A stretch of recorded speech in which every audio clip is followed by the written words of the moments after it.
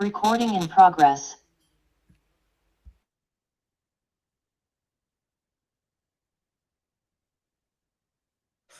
Voilà, mais écoutez, merci à tous. Je vais donc essayer de partager.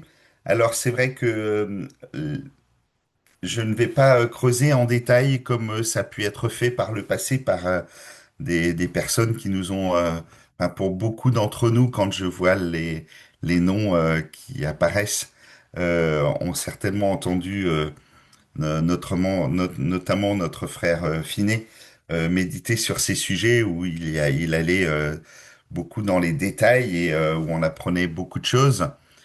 Moi, ce qui m'a interpellé, c'est que souvent, maintenant, on cherche plus le côté très pratique dans ma vie quotidienne et puis on se dit, bon, ça, c'est des choses qui n'ont plus cours maintenant.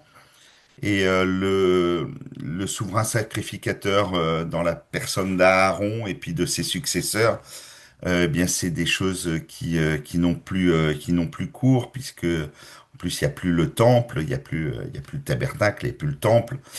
Donc mais ce qui m'a interpellé, c'est quand on lit l'Épître aux Hébreux, il y a 9 fois le grand souverain sacrificateur pour le Seigneur Jésus. Et donc ça c'est quand même quelque chose qui est très actuel dans notre relation avec notre Dieu et dans la personne du Seigneur Jésus qui est celui qui rentre au-delà du voile et qui est celui qui est aussi notre avocat auprès du Père et qui est en même temps celui qui a été qui a fait propitiation pour nos péchés. Alors, c'est un petit peu cela que je vais essayer de partager bien humblement avec vous, parce que voilà, c'est un sujet qui est délicat et voilà, je vais juste partager ce qui m'a interpellé personnellement. Euh, alors, il y a aussi le sujet des pierres précieuses qui recoupe, hein, puisque le pectoral, il était fait de 12 pierres précieuses. Il y avait les deux pierres qui étaient sur les épaules d'onyx, qui étaient sur les épaules du sacrificateur de l'éphod. Et le sujet a été brillamment présenté par Olivier il y a quelques jours, enfin quelques semaines. Alors voilà, je ne vais pas du tout revenir sur la signification des pierres parce que c'est vaut mieux réécouter ce qu'a dit Olivier plutôt que je le redise mal. Et donc on va passer à la suite de cette présentation. Alors hop, comment je fais ici? Donc voilà, le souverain sacrificateur, un sujet du passé, je l'ai déjà un petit peu effleuré. Voilà, c'est pas, je pense, un sujet du passé. Les vêtements du souverain sacrificateur, dans leur ensemble, il nous parle de la personne du Seigneur Jésus et de tout ce rôle qu'il a. Et puis, il y a ces deux pièces particulières de ces vêtements, cet éphod et ce pectoral, qui étaient ajustés sur la partie haute du corps du sacrificateur et notamment près de son cœur. Et puis il y avait ce qu'il portait aussi sur ses épaules et qui nous interpelle et qui nous appelle peut-être aussi à prendre conscience de ce rôle-là, mais qui est aussi un rôle que l'on peut nous aussi avoir. Et c'est un petit peu ce qu'on va voir avec, alors non pas des esquisses de correspondance pratique, mais peut-être on va passer ces versets qui nous parlent du souverain sacrificateur des Hébreux pour en voir, en tirer un petit peu des choses pour notre présent. Alors, je vais pas tous les lire, ces versets, puisqu'on va les passer en détail tout à l'heure. Mais voilà, c'était les 9. Et il y a bien d'autres passages qui parlent du souverain sacrificateur en lien avec le Seigneur Jésus. Mais voilà les 9 versets qu'on a donc depuis le début des Hébreux jusqu'à la fin des Hébreux, enfin jusqu'au chapitre 9. Et donc on voit les différents aspects et puis ce lien avec ce rôle intemporel, puisque c'est selon l'ordre de Melchisédek, celui qui n'a pas de généalogie, et qui est cet ordre selon lequel le souverain sacrificateur, le Seigneur Jésus, eh bien, il n'est pas de l'ordre d'Aaron, il n'est pas de l'ordre de tout ce qui avait été établi, mais il est de cet ordre supérieur de ce roi de Salem, roi de paix. Alors, les vêtements du souverain sacrificateur, il y en a qui ont réussi à les matérialiser pour qu'on arrive mieux à les percevoir, mais ils sont basés sur ce que le peuple a pu collecter au moment où ils sont partis d'Égypte qui leur a été donné volontairement par les Égyptiens et ce qui avait été annoncé d'ailleurs à Abraham en lui disant sa descendance, après avoir été en esclavage, eh bien, sortirait avec de grands biens. Et puis, ça avait été répété par Moïse et même ça va assez loin parce que on a ce mot dépouiller les Égyptiens. Mais ils les ont pas, comment dire, braqués entre guillemets, hein, comme on pourrait imaginer que des truands dépouillent leurs victimes. C'est les Égyptiens qui leur ont donné pour les voir partir plus vite. Et le peuple a demandé ça leur a été donné. Et de ce qu'ils ont reçu, eh bien, ils ont pu donner quelque chose, et on le verra dans le verset suivant, mais voilà, une partie de ces vêtements sont constitués de ce qui leur a été donné, et Dieu a demandé que, eh bien, les choses soient faites selon le modèle qu'il a donné, et fait par des personnes habilitées qu'il avait douées pour cela afin qu'ils exercent la sacrificature devant moi. Voilà, donc Aaron et ses fils avaient des vêtements qui étaient distincts de tous les autres, car on ne paraît pas devant Dieu n'importe comment, et c'est Dieu qui a donné les prescriptions. Et quand les choses n'étaient pas faites comme Dieu les avait prescrites, ou comme Dieu aurait souhaité qu'on comprenne, que soit compris la façon dont on s'approche de lui, eh bien, il y a le drame de Nadab et Abihu, qui avaient pris un feu qui n'était pas celui qui était prévu pour faire fumer l'encens. Et il y a un jugement de Dieu pour cela. Alors voilà, ça nous montre toute la délicatesse qu'il faut avoir dans ce que Dieu nous demande, aussi la demande de la sagesse spirituelle pour être capable de discerner ce que Dieu attend, même si il nous donne pas des enseignements absolument fermes. C'est Nadab et Abihu.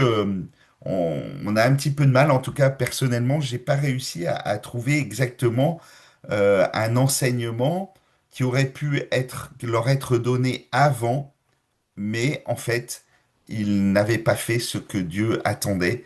Et donc, voilà, il y a aussi cette prudence. Alors, c'était autrefois, c'était au temps de la loi, euh, et nous, on est au temps de la grâce, mais c'est pas pour autant que on doit s'affranchir de ce que Dieu peut nous faire comprendre pour nous approcher de lui, pour être cette sacrificature royale, celle dont nous parle l'apôtre Pierre. Alors, voilà, il y a les fautes, j'ai mis 4 et 3 parce que c'est les numéros sur les images, hein, et donc on voit qu'il y a quelque chose qui se porte à cheval sur les épaules, avec une ceinture qui permettait de l'attacher pour que ça ne bouge pas. Et puis par-dessus, il y avait cette pièce numéro 3 avec ces 12 pierres qui venaient s'accrocher et qui étaient aussi bien fixées pour ne pas bouger. Alors, dans Exode, eh bien, on a au chapitre 28, on a la description de ces vêtements et de cet éphod et de ce pectoral. Alors, l'éphod, c'est ils prendront de l'or, du bleu, de la pourpre, de l'écarlate, du fin coton. Ils feront l'éphod d'or, de bleu, de pourpre, d'écarlate, de fin coton rotor en ouvrage d'art.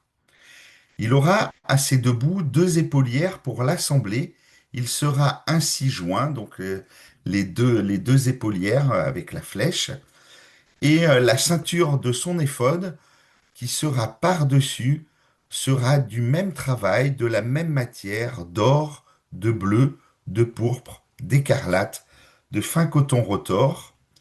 On a les deux épaulières, et tu prendras deux pierres d'onyx, et tu graveras sur elles les noms des fils d'Israël. Donc les deux pierres d'onyx qui sont sur les deux épaulières. Et tu graveras en ouvrage de lapidaire, en gravure de cachet, les deux pierres d'après les noms des fils d'Israël. Tu les feras enchâsser dans des chatons d'or. Et tu mettras les deux pierres sur les épaulières de l'éphod, comme pierres de mémorial pour les fils d'Israël. Et Aaron portera leur nom devant l'Éternel sur ses deux épaules en mémorial. Et tu feras des chatons d'or et les deux chaînettes d'or pur à bout, et tu les feras en ouvrage de torsade, et tu attacheras les chaînettes en torsade au chaton. Voilà, donc c'est ce qu'on avait vu sur l'image d'avant, les choses qui se permettent de faire tenir cette sorte de plastron, mais avec devant et derrière, et qui pose sur les épaules. Ce que je trouve assez frappant, c'est que on a une répétition de ces matières qui étaient là, de l'or, du bleu, de la pourpre, de l'écarlate, du fin coton, du fin coton rotor. Et on pourrait se dire, bah, pourquoi répéter alors que c'est dans quelques versets, une fois aurait peut-être pu être suffisant. Et en fait, c'est les caractères du Seigneur Jésus, sa justice avec l'or, sa divinité dans le sens où il vient du ciel avec ce bleu, sa royauté avec la pourpre et l'écarlate, ce roi qui va régner, et puis ce descendant, fils de David, mais aussi avec cette notion de la souffrance dans l'écarlate, de l'œuvre qu'il a accomplie, et puis les perfections dans sa marche et dans son humanité, avec ce fin coton rotor, et le fait que ce soit souligné que c'est fait en ouvrage d'art. C'est pas quelque chose qui est un standard. C'est quelque chose qui est fait, qui relève de l'exceptionnel.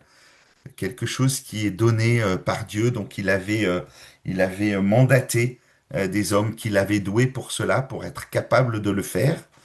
Et donc voilà, c'est fait en ouvrage d'art. C'est quelque chose qui sort de l'ordinaire. C'est pas de la grande confection ou enfin de ce qu'on trouverait dans la façon dont nous-mêmes on s'habille. Il y a de l'exceptionnel dedans, et c'est en rapport avec la personne du Seigneur Jésus qui est unique. On peut pas, il n'y en a pas, il n'y a pas deux personnes comme lui. C'est le seul nom par lequel les hommes peuvent être sauvés, et nous avons été sauvés. Et donc, c'est lui qui est représenté dans cette personne. Et quelque part, quand Aaron se revêt de cela, quelque part, il est comme nous qui sommes appelés à revêtir Christ. Donc, il y a tout le pardon qui apparaît dans le fait que, eh bien, on peut être revêtu de Christ. Mais il y a aussi toute la responsabilité que nous avons dans le fait que, eh bien, on doit voir Christ en nous. Et donc, est-ce qu'on est à la hauteur? Certainement pas. Mais en tout cas, c'est quelque chose qui doit être un reflet du Seigneur Jésus dans la façon dont on vit les choses, dont on marche et dont on s'approche de celui qui nous a révélé comme étant notre Père et notre Dieu. Et puis, il y a cette caractéristique particulière avec cette notion des épaules. Voilà, ce sacrificateur, il s'approchait, il rentrait dans le lieu saint, Et une fois l'an, il rentrait dans le lieu très saint, mais c'était lui qui faisait le service dans le lieu saint, et en s'approchant, en fait, il portait eh bien, ce peuple. Et donc, il y avait ces deux pierres qui sont absolument identiques. Je reviendrai pas sur les couleurs parce que donc ça a été déjà fait par Olivier, mais voilà, il avait cette, il portait en fait sur ses épaules. C'est lui qui nous porte. C'est lui qui vient devant Dieu. Et alors, on est aussi à quelque chose en mémorial. C'est-à-dire qu'il y a le souvenir de ce que nous pouvions être et de ce que nous sommes maintenant. Et nous sommes portés par le Seigneur parce que son œuvre est passée et qu'elle nous permet de nous tenir devant notre Dieu. Et on est là. Et alors, c'est un ouvrage qui est fait par ceux qui maîtrisent la taille de la pierre. Et donc, ces pierres, elles ont été taillées avec ces 12 noms, 6 de chaque côté. Donc, il y a une liste qui est là. Et il y a toute la finesse qui ressort parce que ben, pour tailler les noms, il faut maîtriser hein, cette capacité d'écrire sur la pierre, de le faire ressortir aussi avec des pleins et des creux. Et les gravures de cachet parce que c'est quelque chose qui peut être, qui pourrait être utilisé comme une empreinte qu'on va mettre pour laisser une trace. Et le Seigneur Jésus, on a dans Ésaïe hein, cette notion d'être gravé dans la paume de ses mains. Voilà, cette gravure de cachet, quelque chose qui va laisser une trace et qui vient devant notre Dieu pour montrer l'importance que lui accorde à ce souverain sacrificateur qui est là pour représenter le peuple devant lui et qui porte le nom.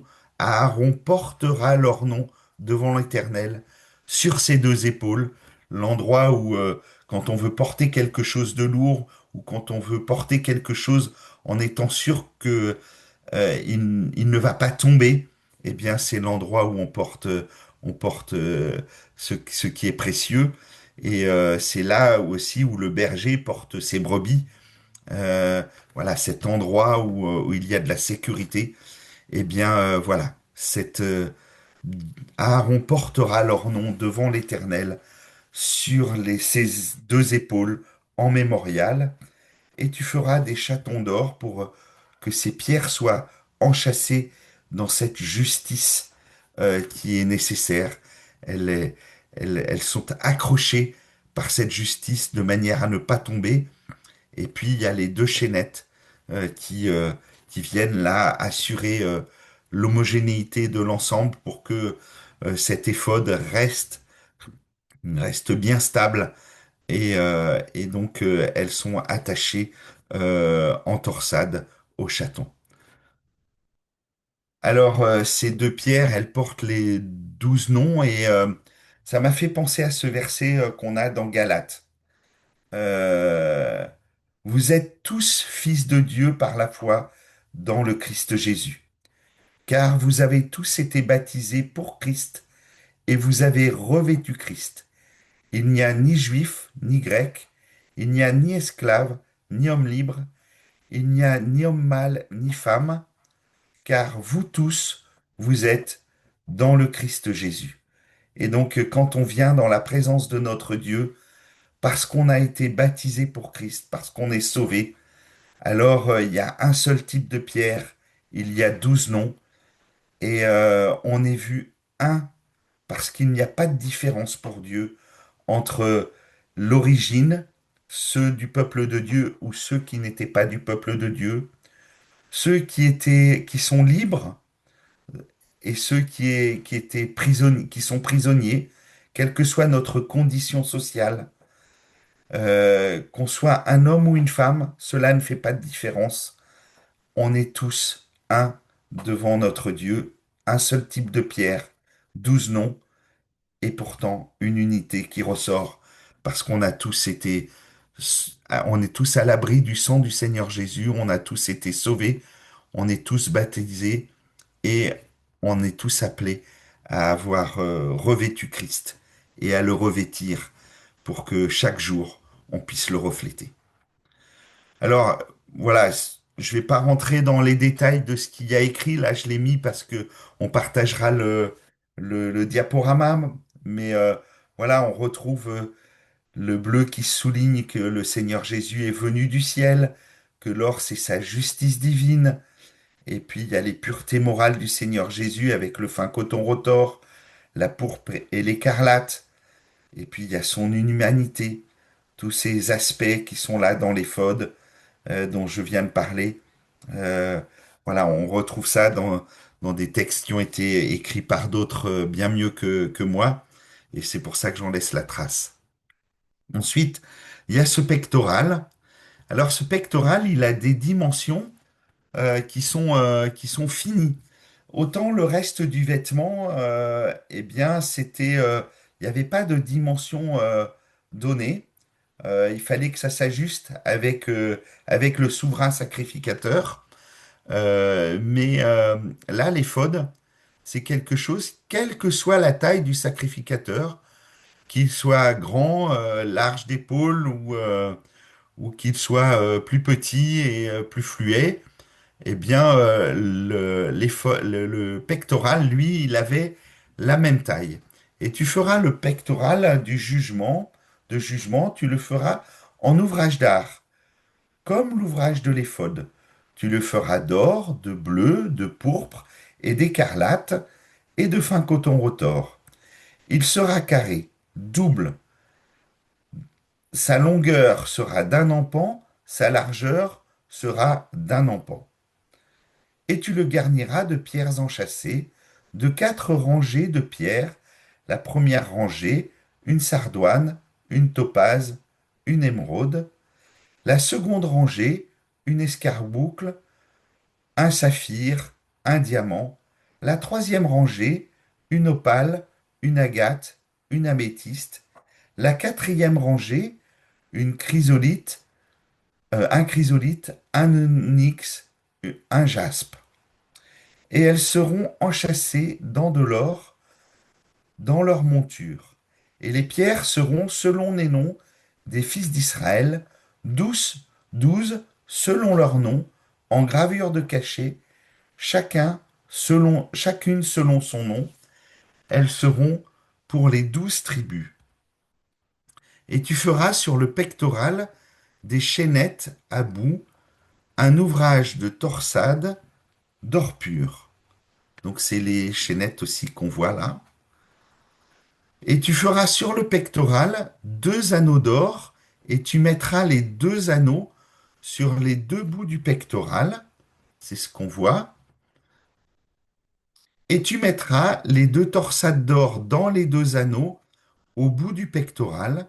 Et tu mettras les 2 bouts des 2 torsades dans les 2 chatons. Et tu les mettras sur les épaulières de l'éphod sur le devant. Et tu feras 2 anneaux d'or et tu les placeras aux 2 bouts du pectoral sur le bord qui est entre l'éphod en dedans. Et tu feras 2 anneaux d'or et tu les mettras aux 2 épaulières de l'éphod par en bas sur le devant, juste à la jointure au-dessus de la ceinture de l'éphod, et on attachera le pectoral par ces anneaux aux anneaux de l'éphod avec un cordon de bleu afin qu'il soit au-dessus de la ceinture de l'éphod et que le pectoral ne bouge pas de dessus l'éphod. Et c'est là, à ces angles-là, en bas, qu'on retrouve ce qu'on vient de décrire. Alors on voit qu'il y a beaucoup de détails qui sont donnés, bien plus finalement que pour le reste du vêtement, avec la façon dont ça devait être attaché, dont ça devait se relier, ce soin qui est pris pour décrire comment on attachait le haut au chaton qui correspondait aux 2 onyx dont on vient de parler précédemment. Et puis on retrouve ces couleurs est le même ouvrage d'art que celui de l'éphod. C'est-à-dire qu'il y a la même précaution qui est prise, et puis cette taille dont on voit le détail qui est donné avec les 12 pierres qui ont chacune un type différent et qui ont chacune un nom du peuple, d'une tribu du peuple.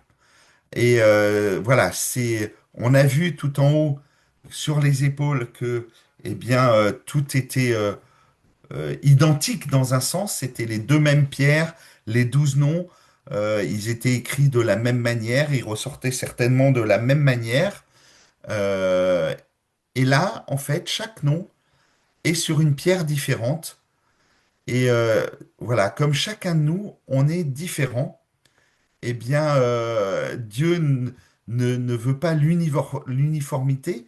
Et même si on est considéré comme étant un, et devant lui, il n'y a pas de différence entre les Juifs, les Grecs, les esclaves, les hommes libres, les hommes, les femmes, quelles que soient nos origines, nos classes sociales, notre classe sociale ou, notre sexe.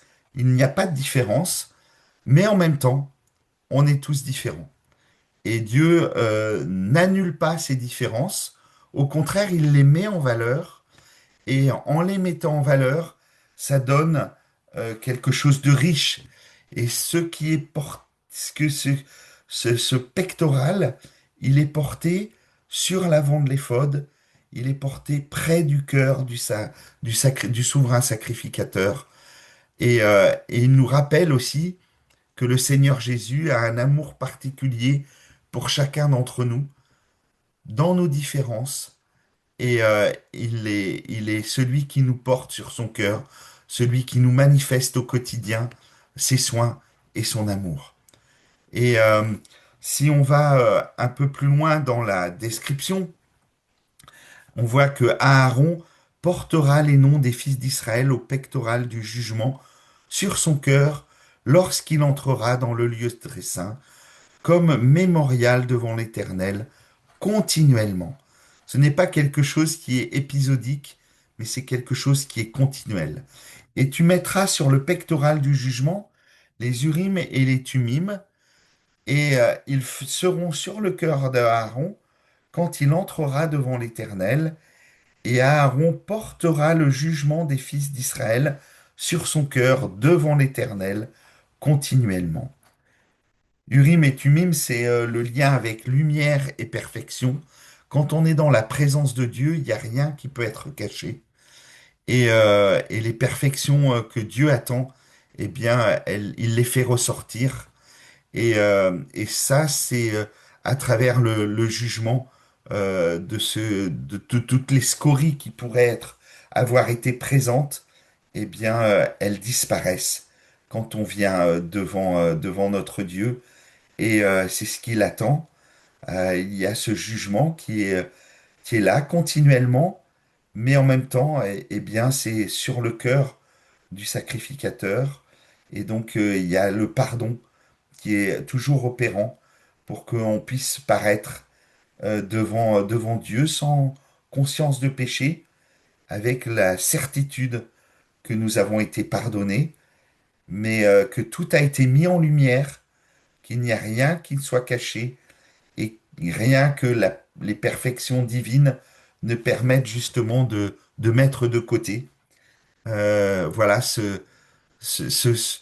quelque chose qui a la dimension de ce que peut mesurer un homme, un être humain avec sa main, ce qui est à portée de notre main, entre guillemets, hein, avec cet empan, on a ce carré qui fait la distance maximum qu'on peut faire avec notre pouce et notre auriculaire.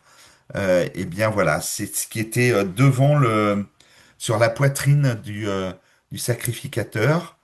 Voilà, une dimension perceptible par l'être humain, mais avec les dimensions de lumière et de perfection de notre Dieu qui nous dépassent largement. Mais heureusement, il y a l'amour du Seigneur Jésus qui nous porte. Et quelles que soient les différences, il est celui qui nous porte de manière continuelle devant notre Dieu.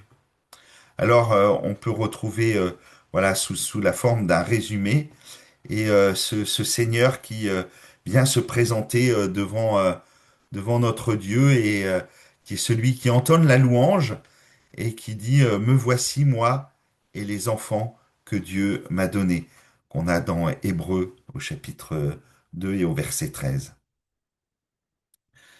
Alors, j'ai modifié l'image que j'avais commencé à créer après la présentation de Olivier et en entendant que effectivement les Juifs lisent de droite vers la gauche et pas de la gauche vers la droite.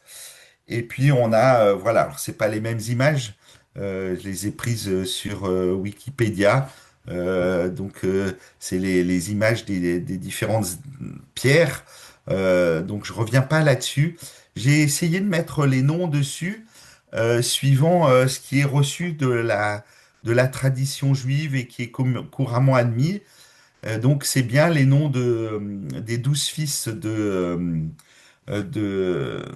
Jacob, tels qu'ils sont nés dans sa famille. Euh, Cependant, ça m'a interpellé parce que Dieu donne aussi pour la traversée du désert un certain ordre quand le peuple doit se déplacer. Et quand le peuple campait, il y avait au centre du peuple la tribu de Lévi, avec côté est Aaron et ses fils, qui étaient là pour ce service de la sacrificature. Et puis au sud, il y avait les Kéatites, à l'ouest, il y avait les Guerchomites, et au nord, il y avait les Mérarites. Voilà, donc c'était cette tribu de Lévi qui était en quelque sorte au centre, autour de ce qui était le lieu où on adorait, on devait adorer Dieu, en relation avec Dieu. Et si on s'approchait et qu'on était impur, alors on devait être mis à mort. Voilà, donc c'était un lieu quand même très particulier. Et donc il y avait ces Lévites qui étaient au centre, et autour, il y avait les 12 tribus et dont les deux fils de Joseph qui avaient été intégrés euh, par Jacob comme étant non pas une seule tribu, mais bien deux tribus. Et donc, de mémoire, quand on partait à l'est, donc il y avait Ruben, Siméon et, euh, et maintenant je me souviens plus, Zabulon peut-être, je me souviens, j'ai le trou de mémoire, excusez-moi. Et puis au sud, il y avait non, il me semble qu'il y avait Juda aussi. Et puis au sud, il y en avait trois autres. À l'est, il y en avait trois autres qui étaient Éphraïm, Manassé et Benjamin. Et puis au nord, il y avait Nephtali, Azer et Zabulon, me semble-t-il. Voilà. Donc je pourrais vous redonner ça parce que j'ai pas pris mon papier sous les yeux. Et alors attendez, si, je viens de le retrouver. Excusez-moi. Donc il y avait Judas, Isaacar et Zabulon qui étaient donc à l'est. Ensuite il y avait Ruben, Siméon et Gad qui étaient au sud. Et puis il y avait Éphraïm, Manassé et Benjamin, ça c'est en s'éloignant du centre, hein, qui étaient à l'ouest. Et puis Dan, Azer et Nephtali qui étaient au nord. Et quand le peuple se déplaçait, il y avait les deux premières, donc Est et Sud, qui partaient en premier, un et 2. Puis il y avait au milieu les Lévites, hein, avec les fils d'Aaron, les Kéatites, les Guerchomites et les Mérarites. Puis ensuite, il y avait bien, Éphraïm, Manassé et Benjamin qui partaient derrière, en troisième position, si on veut, par rapport au centre. Et puis les derniers, les quatre, qui partaient en dernier, c'était Dan, Azer et Nephtali. Voilà, donc du coup, je me suis posé la question si on pouvait pas présenter les pierres aussi de cette manière-là, mais c'est juste un petit détail. Voilà, il y a rien de très clairement dit. On n'a pas la Sardoine, c'était le nom d'un tel et ainsi de suite. Euh, et donc Dieu peut-être laisse un flou pour que soit on passe du temps à chercher des détails qui nous intéressent peut-être pas, c'est ce que je viens de faire, soit aussi pour prendre conscience que euh, l'ordre selon Dieu n'est pas forcément celui que nous on imagine et que il y a des choses qui peuvent évoluer avec le temps, tout comme les noms des tribus ont évolué avec le temps, et puis des fois dans les listes des bénédictions, il y a Siméon qui disparaît, d'autres qui sont associées ensemble, alors elles ne l'étaient pas dans d'autres bénédictions, comme celle de la fin de Genèse, la fin de Deutéronome, et puis l'ordre de départ dont on vient de parler.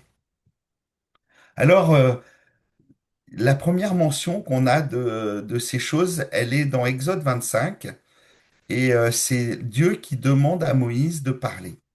Parle aux fils d'Israël et qu'ils prennent pour moi une offrande élevée. Vous prendrez mon offrande élevée de tout homme qui aura un esprit libéral. C'est ici l'offrande élevée que vous prendrez d'eux, de l'or, de l'argent, de l'airain, du bleu, de la pourpre, de l'écarlate, du coton blanc, du poil de chèvre, des poils de bélier teints en rouge, des peaux de tesson et du bois de sittim, de l'huile pour le luminaire, des aromates pour l'huile de l'onction et de l'encens, et pour l'encens des drogues odoriférantes, des pierres d'onyx, des pierres à enchâsser, pour l'éphod et pour le pectoral. Alors, voilà, je trouve assez frappant que d'abord c'est Dieu qui demande, mais en même temps c'est une offrande élevée de tout homme qui aura un esprit libéral. C'est-à-dire que c'est chacun qui est appelé par Dieu, c'est l'ensemble qui reçoit l'instruction de la part de Moïse, mais chacun doit se sentir appelé lui-même et fait en fonction de ce que Dieu lui met sur le cœur avec un esprit de liberté, un esprit, alors évidemment, qui va être normalement généreux, et c'est chacun qui voit la générosité devant Dieu. Puis on a la liste de tout ce qui pouvait être donné. Et puis pour les pierres, alors, il y a un détail particulier. Les pierres d'onyx, là où il y a une certaine unité, on est tous pareils devant Dieu. Et puis les pierres enchâssées, où on est chacun différent. Et tout ça, c'est pour d'un côté l'éphod et de l'autre côté le pectoral. Et je trouve que c'est frappant parce que il donne pas les détails pour le reste, à quoi ça va servir pour le vêtement, pour le tabernacle, pour voilà. Mais pour les pierres, il leur donne déjà la désignation, ces choses qui vont être continuellement devant lui et qui seront portées par le souverain sacrificateur en type du Seigneur Jésus. C'est pourquoi, alors, il me semble que on va pouvoir maintenant parcourir les 12 chapitres, les 9 mentions. C'est pourquoi Jésus dut en toute chose être rendu semblable à ses frères, afin qu'il fût un miséricordieux et fidèle souverain sacrificateur dans les choses qui concernent Dieu, pour faire propitiation pour les péchés du peuple. Voilà la première chose qui est souligné, c'est pour le souverain sacrificateur, qui est le Seigneur Jésus, c'est miséricordieux. C'est un caractère divin, celui qui nous accorde un pardon immérité dans sa miséricorde. Et puis, pour être un serviteur pour Dieu, comme le Seigneur Jésus l'est, il y a la notion de fidélité, est un caractère essentiel. Et la miséricorde et la fidélité, eh bien, c'est pour les choses qui concernent Dieu. C'est pas pour n'importe quoi. C'est euh, envers ce Dieu dont on reconnaît toute l'autorité. Et le Seigneur Jésus, c'est touchant. quand il nous parle à la fin de Matthieu, il dit, j'ai reçu toute autorité dans les cieux et sur la terre. Il dit pas j'ai l'autorité. Il reconnaît que au-dessus de lui, eh bien, il y a ce Dieu et dont il manifeste les caractères et envers lequel il est fidèle. Et tout ça, c'est pour pouvoir faire propitiation pour les péchés du peuple. C'est la propitiation pour nos péchés. Il faut ces caractères que le souverain sacrificateur manifeste, la miséricorde et la fidélité pour ce qui concerne Dieu. Ensuite, au chapitre 3 des Hébreux, on a c'est pourquoi, frères saints, participant à l'appel céleste, considérez l'apôtre et le souverain sacrificateur de notre confession, Jésus. Et c'est pour ça que ce sujet m'a paru intéressant. Ce souverain sacrificateur avec ses vêtements, c'est quelque chose qu'on a à considérer. C'est pas quelque chose qu'on regarde à la va-vite, même si pour moi il y a beaucoup de détails qui m'échappent, et bien et que je peux pas vous retransmettre, mais certainement vous, vous avez relevé des choses parce que vous avez pris le temps de considérer celui qui est notre souverain sacrificateur. Et en fait, on peut le faire parce qu'on a conscience qu'on est participant de l'appel céleste. Sinon, en fait, on peut se dire, bon, ben, c'est des choses du passé, ça ne nous intéresse pas, c'était pour le peuple autrefois, mais nous, on a changé d'époque, on est sous la grâce, c'est plus sous la loi, mais en fait, on est participant de l'appel céleste, et donc on a à considérer ces choses parce que il nous révèle toute la dimension de miséricorde, de fidélité, les caractères de notre Seigneur et tout ce qu'il a fait. Et donc, ayant donc, au chapitre 4, on a, ayant donc un grand souverain sacrificateur qui a traversé les cieux, voilà, on a cette notion de bleu qui ressort ici, Jésus, le Fils de Dieu, on peut pas le confondre, tenant ferme notre confession, car nous n'avons pas un souverain sacrificateur qui ne puisse sympathiser à nos infirmités, mais nous en avons un qui a été tenté en toutes choses, comme nous, à part le péché. Et là, quelle humilité du Seigneur Jésus qui se laisse comparer à ce souverain sacrificateur défaillant d'autrefois, à Aaron, et qui dit, mais voilà, moi, j'ai pris la nature humaine, j'ai été tenté en toutes choses comme vous, à part le péché, parce que lui, il est né sans péché et il n'a pas commis de péché. Voilà, il a traversé les cieux, il est le Fils de Dieu, il est en capacité de nous comprendre dans toutes nos infirmités. Personne ne peut dire je ne peux pas être compris du Seigneur Jésus.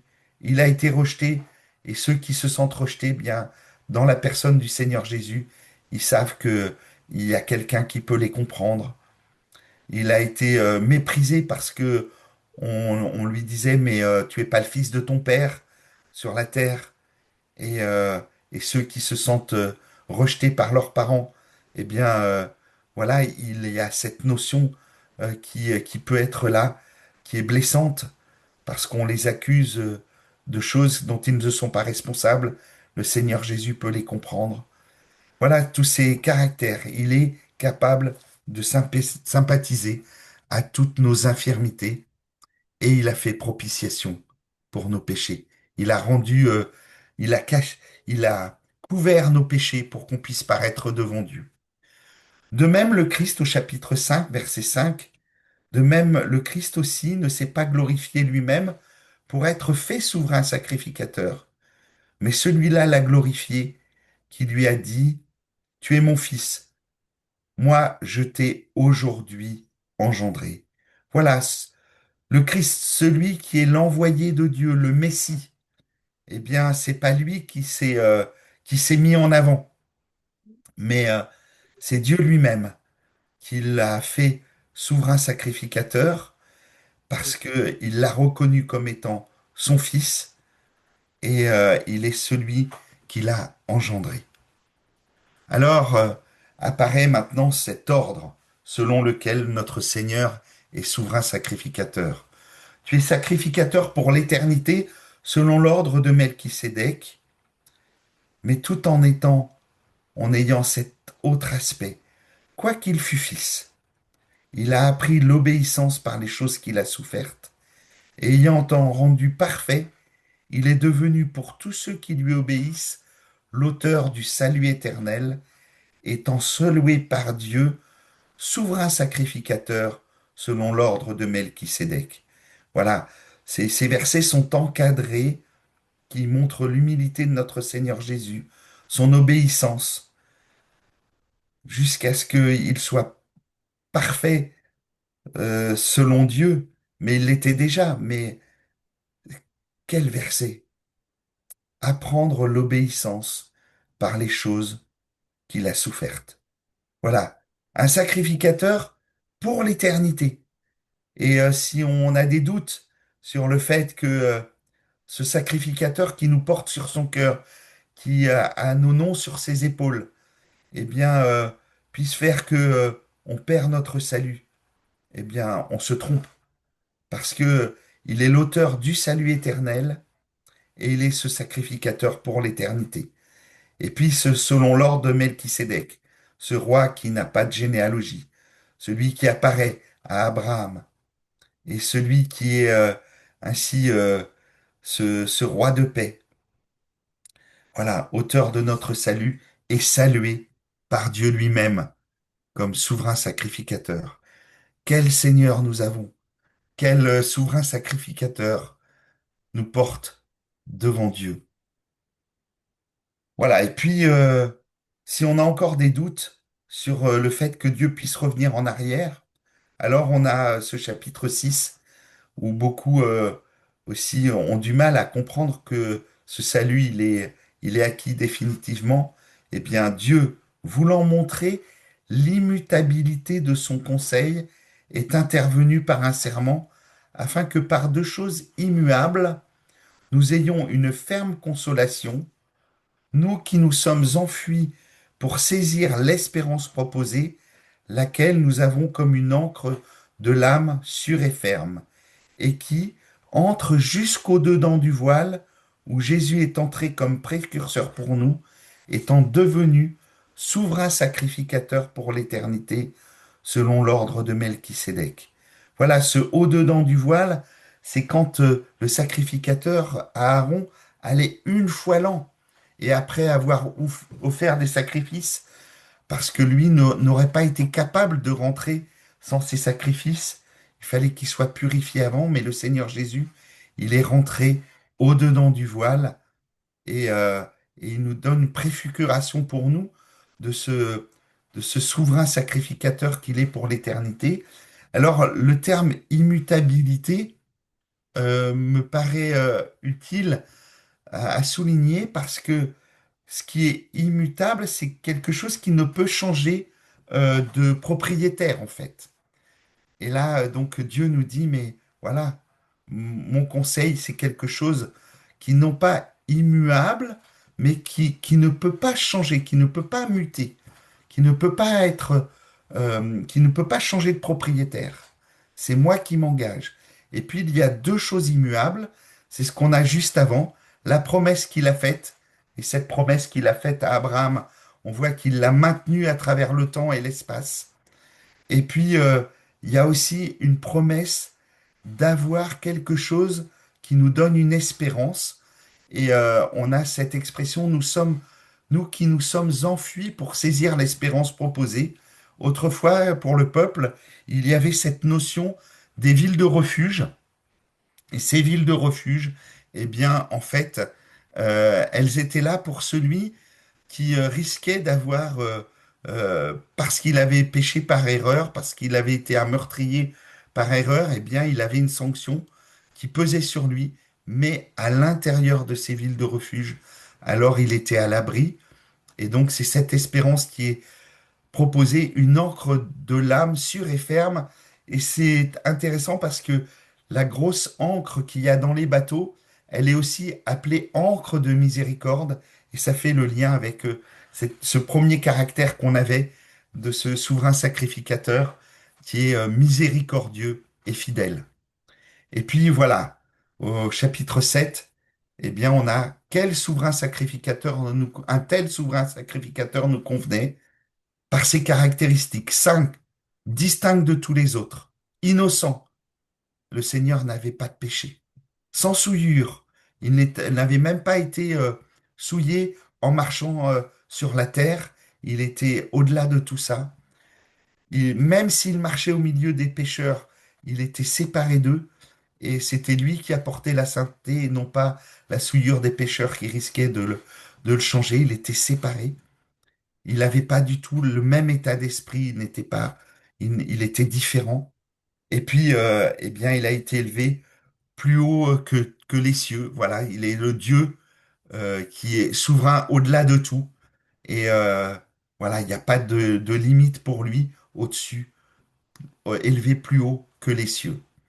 Et nous sommes, or la somme de ce que nous disons, c'est que nous avons un tel souverain sacrificateur qui s'est assis à la droite du trône de la majesté dans les cieux. Voilà, c'est la totalité, la somme de ta parole et la vérité. C'est la somme de ce qui est dit qui nous permet d'avoir une perception de ce qu'est ce souverain sacrificateur.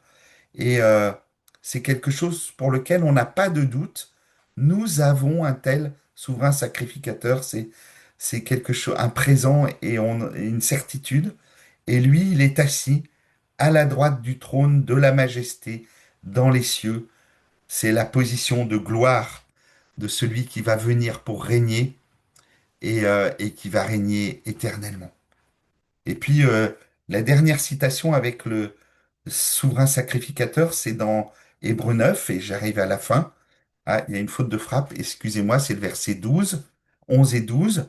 Mais Christ étant venu souverain sacrificateur des biens à venir par le tabernacle plus grand et plus parfait qui n'est pas fait de main, c'est-à-dire qui n'est pas de notre création, mais avec son propre sang, étant entré une fois pour toutes dans les lieux saints, ayant obtenu une rédemption éternelle.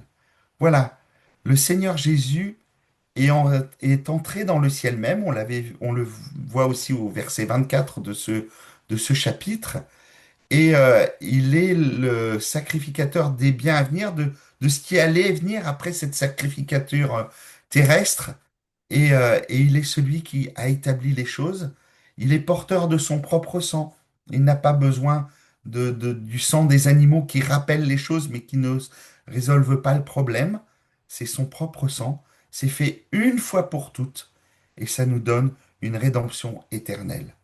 Voilà, il y a un seul pectoral. On est tous différents. Alors, il y a ces trois versets qui m'ont interpellé pour être en pratique avec le sujet de ce soir. Car aussi nous avons tous été baptisés d'un seul esprit pour être un seul corps, soit juif, soit grec, soit esclave, soit homme libre. Nous avons tous été abreuvés par l'unité d'un seul esprit. Donc c'est un Corinthien. Afin que vous soyez capables de comprendre avec tous les saints quelle est la largeur, la longueur, la profondeur, la hauteur. On a vu au-dessus de tous les cieux. On a vu cette origine céleste du Seigneur Jésus. Et on sait que celui qui est descendu est le même que celui qui est descendu du ciel dans les parties inférieures de la terre, et le même que celui qui est monté plus haut que tous les cieux. Et, et cela nous permet de connaître l'amour de Christ avec tous les saints, cet amour de Christ qui surpasse toute connaissance, afin que vous soyez remplis jusqu'à toute la plénitude de Dieu. Quelle dimension! Ayant revêtu le nouvel homme, qui est renouvelé en connaissance, selon l'image de celui qui l'a créé, où il n'y a pas grec et juif, circoncision, incirconcision, barbare, scythe, esclave, homme libre, mais où Christ est tout en tous. Un seul pectoral, tous différents, mais on est toutes en tous en Christ, et c'est avec tous les saints qu'on peut prendre les dimensions. En synthèse, on peut dire qu'on est tous égaux, c'est une question de statut. L'œuvre du Seigneur Jésus est une pour tous. Le salut éternel est un et pour tous. Son amour est unique et le même pour tous.